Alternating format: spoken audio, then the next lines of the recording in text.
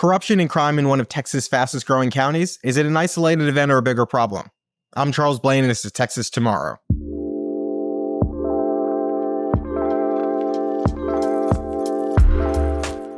Fort Bend County, Texas, one of the state's fastest growing and one of its most diverse counties, is in the news for something a little different lately.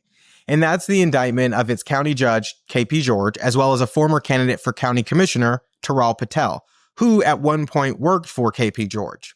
Now, the original case stems from the candidate, Taral Patel, using a fake Facebook page with a fake name, Antonio Scallywag, which, yes, it's funny, but it was Antonio Scallywag, and a picture of a real Texan living a few counties away to create racist Facebook posts about himself and County Judge KP George. Allegedly, this was to create the appearance of racism towards them and gain public sympathy for power. But the county judge is also facing charges related to the internet scam and money laundering. Now, the money laundering charges stem from him loaning his campaign money and then paying it back to himself, which they're alleging was washing money. Now, he denies these allegations and has hired former Harris County Republican Party Chair Jared Woodfill to represent him in this case. And George is also facing a re-election bid with a primary race a year away. But Fort Bend County has a history of re-electing criminals, both convicted and alleged. You might recall voters re-elected State Representative Ron Reynolds while he sat in a jail cell in Montgomery County for ambulance chasing. So maybe what is seen as an impediment for candidates in other parts of the state is actually a positive for Fort Bend County candidates. Who knows? But one thing is for sure, this cloud of suspicion serves as a distraction, and no one can argue that a county judge under that type of investigation is best suited to represent and fight for the interests of the constituents they serve.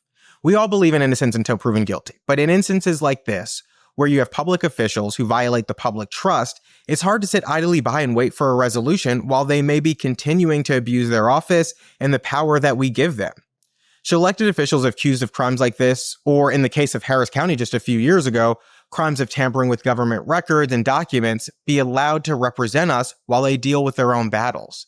You might say yes, which is fine, but I would hope that those elected officials who purport to serve the public above themselves would recognize how significant of a distraction these things can be from their work and take it upon themselves to take a step back, whether that's to permanently step down or simply step away for a short period of time until these issues are resolved. Now, I'm just posing the question, but it's a conversation worth having as we see local administrators face public corruption charges that surely impact their day-to-day effectiveness. Now, what do you think? Thanks for tuning in to this week's episode of Texas Tomorrow. Please like, share, comment, and let us know if there's something going on in your neighborhood that you'd like us to talk about.